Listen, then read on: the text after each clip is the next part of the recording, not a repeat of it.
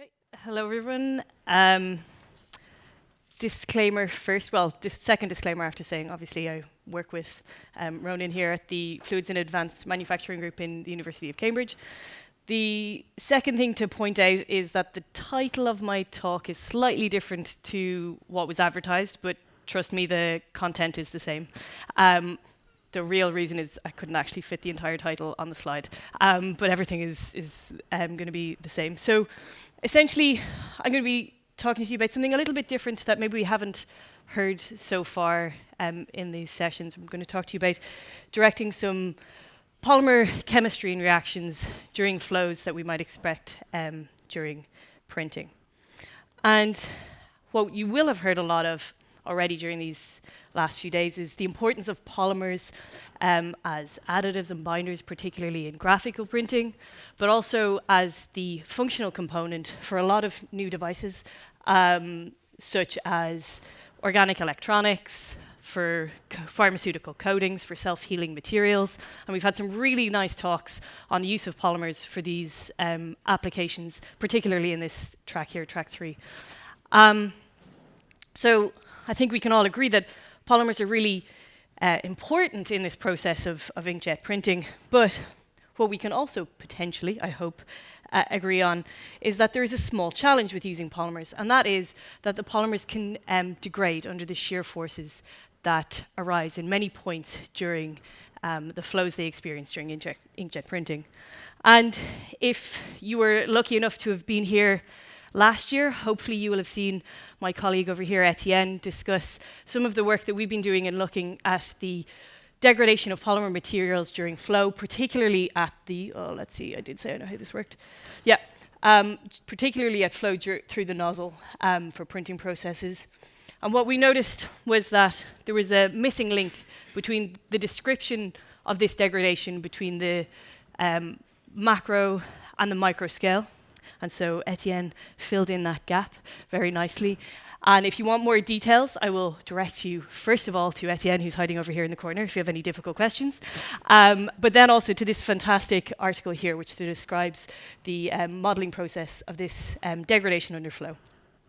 So just some takeaway points from this work is that flow through the nozzle causes the polymer to extend, and this causes tension to build up along the polymer backbone, and that's highlighted here in the redder sections. And once this tension gets to be high enough, we can actually cause the polymer to break, and that causes this degradation that we're interested in.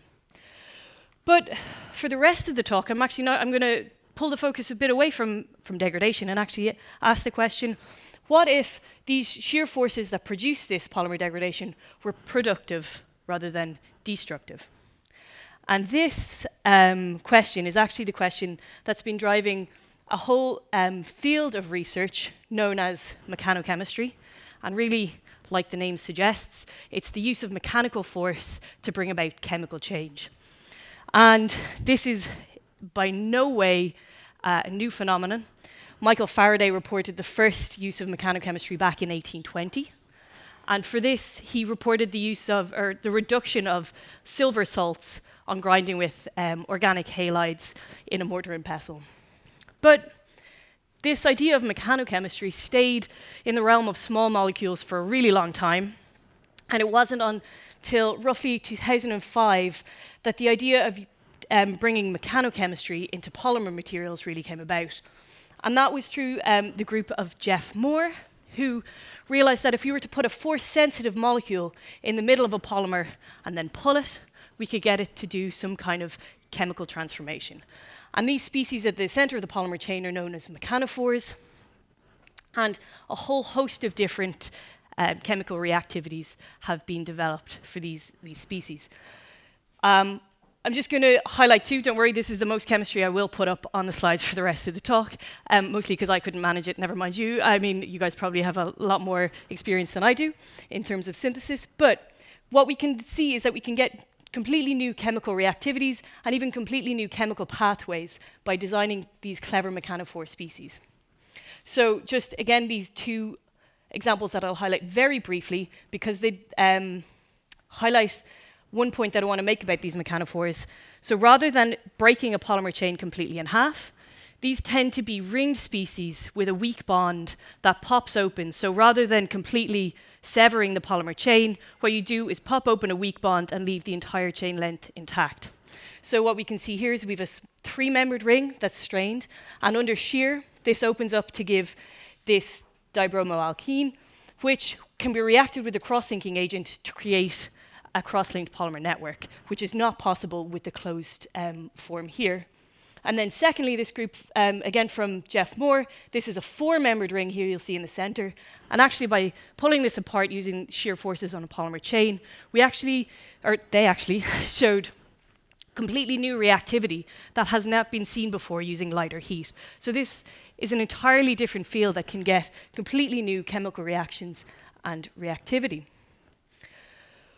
So how are people testing these shear-induced mechanophore activation? And there's a whole host of methods to do it.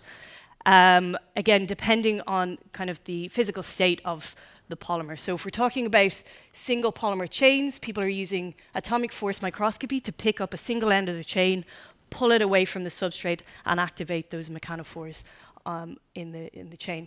People are also using probe sonication if we're talking about dilute polymer solutions.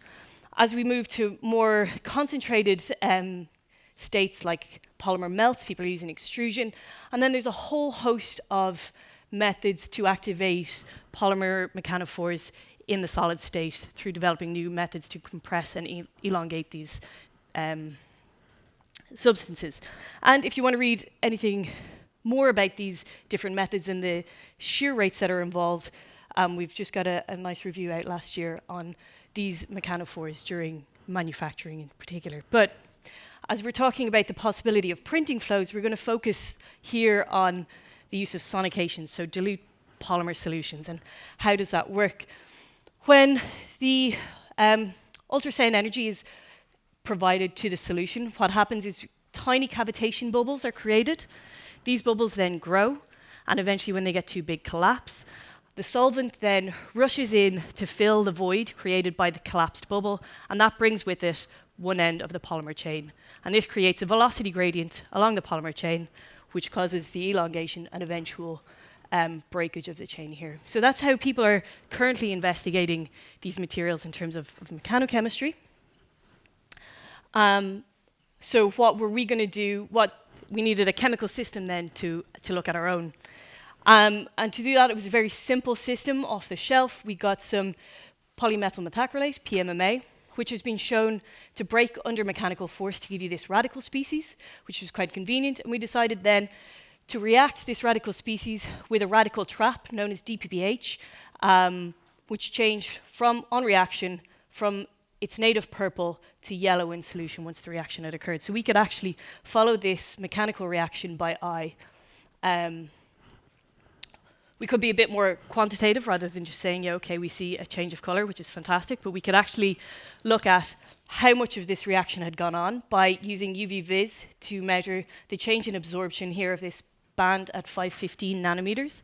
And as absorption and concentration are directly linked, we could work back and find out how many molecules of our DPPH radical had reacted and thus how many polymer chains had broken. Some of you up the front may have spotted this number I've stuck down the bottom of the slide. We've got a percentage breakage of over 100%. Obviously, that's a bit mad. But it's not really when we think about the polymer chains we're talking about. What we actually have here is really long polymer chains that when they're pulled apart, the two halves that are created are still long enough to undergo further breakage. So we get multiple chain breakages per initial parent chain. So rather than just relying on the UV vis to quantify what reaction we were getting, we also looked at gel permeation chromatography, or GPC. So I'll show a lot of these during the rest of the talk, but just the idea is that longer chains elute at a faster time. So chains further to your left are longer, and then shorter chains that have broken and reacted will elute to the right-hand side. So again, just to be able to compare to the standard that is examined in a chemistry lab, we looked at what happened to this system, this color change system, when we put it into the sonicator. And essentially, as expected from the literature, we see an effect of concentration, we see an effect on sonication time, and we see an effect of initial molecular weight. So essentially, to control for each of these first two, concentration, we fixed the polymer concentration at 1/3 the overlap concentration to ensure that we had the same contribution in each case. The sonication time, we fixed at 3 minutes just because we seemed to get a saturation at that point. And then the initial molecular weight, what you see, again, as expected from the literature, is that we get an increase in polymer chain breakage and reaction as you increase the initial polymer molecular weight. And again, that's reasonably easy to think about conceptually. If you have a longer chain, it's easier to pull apart. It's easier to pick out 2 bits of it and stretch it. And then the last bit from these results to note is that there's actually a critical limiting molecular weight. And essentially that is that if the polymer chains aren't long enough, you can't build up enough tension along the backbone when you stretch it out to cause the chains to break and then further react. So for this system of our models is our PMMA with DPPH in ethyl acetate. The limiting molecular weight was about 2.5 by 10 to the 5 grams per mole for initial molecular weight. But as I'm sure you guys will all know, or at least this may help to represent, sonication, which is, as I said, the standard method used for these dilute solutions in mechanochemical labs, is quite a complex process and really doesn't represent what happens during nozzle flow, like you would expect during printing, quite at all. So we decided we needed to move away from this sonication system and towards something much more representative of what we were looking to replicate. And that's where we moved to this setup here. Again, this might be familiar. Etienne will have touched upon it at least last year. We have a high-powered syringe pump that pushes our sample through a pressure sensor and then through a nozzle here, which has fixed dimensions. I forgot the units. The diameter of the nozzle in this case was 25 microns. We had a max flow rate of 100 mils per hour. And this led to a wall strain rate of 2 by 10 to the 7 reciprocal seconds. So what happens when we put our model system into this flow setup? Unfortunately, what we see is quite a dramatic decrease in the chain breakage and then subsequent reaction. So we see quite a small change in the absorbance and then a small growth in this lower molecular weight band. So as we were trying to promote reactions in this case, we thought, okay, well, how are we going to increase the force or the tension on the polymer chain that we are looking to react? Oh, sorry, excuse me. Just a quick comparison. So we have, again, like I said, we get quite a dramatic drop in the percentage chains breaking and reacting, and also we get quite a dramatic increase in that lower molecular weight. So we couldn't break as many chains, and they also had to be much, much longer before we could break them. So we were at 2.5 by 10 to the 5, and then we were pushed up to 7 by 10 to the 5, roughly. So quite a big jump there. But to try and increase this tension and force buildup on the polymer chain, we turned back to the modeling work that Etienne had done previously that I mentioned. And this model suggests that the force along the polymer backbone is proportional both to the solvent viscosity and the fluid strain rate.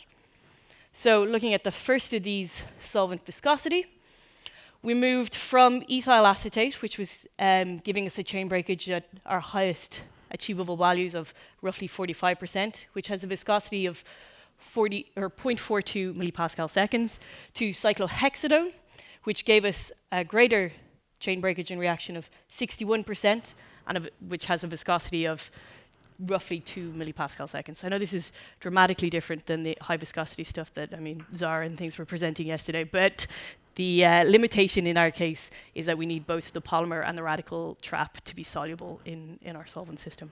But we were able to, as I say, increase our chain breakage and reaction when we moved to this more viscous solvent. So the second parameter that we had to play with was the fluid strain rate. And this could be controlled by, again, 2 sub-parameters if you want. First being nozzle diameter, but as I mentioned previously, for all of this work, we held that constant at 25 microns. And the other was the fluid flow rate. So by increasing our flow rate from 60 to 80 to 100 mils per hour, we were able to get an increase in the percentage chain breakage and reaction. And this increase was also dependent, once again, similar to the sonication results, on initial polymer molecular weight. So it was greatest for the longest polymer chain and then decreased as we decreased that initial polymer molecular weight. So then comparing, again, we have the sonication results in red. We get a very high percentage chain breakage and reaction, but again, like I said, that's not really representative of what we're looking at.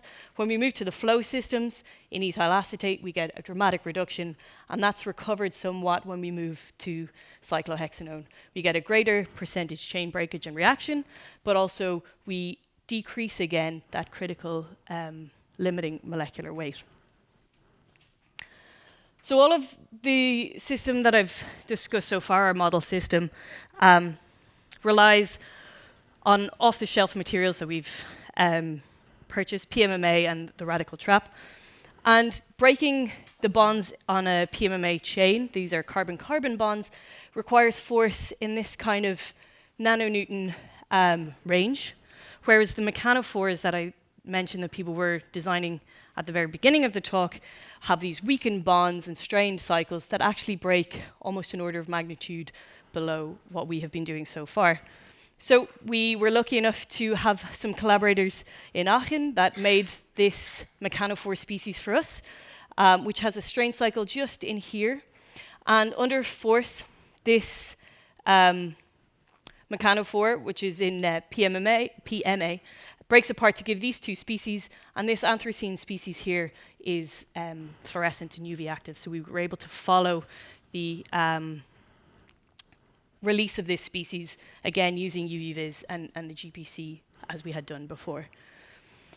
Once again, the activation of this Mechanophore species was flow rate dependent, as we expected. We moved from 60 to 80 to 100 mils per hour. We get an increase in that absorbance and fluorescence. And again, we see this in the GPC as well. We get a reduction in the high molecular weight band and a subsequent growth in the lower molecular weight portion. And finally, what we were also able to do with this Mechanophore and this flow setup was to essentially repass or recirculate the samples. So as you increase the number of times the material goes through the nozzle, you increase the activation of the Mechanophore species. So as we go from 1 pass to 2 to 4 to 8, we get a dramatic increase in the amount of Mechanophore being activated. And this you can see, this is the UV-Vis, but again, you can see that it gives out an increasing amount of fluorescence that you can see by eye, not so well on this photograph, but again, matched in the GPC.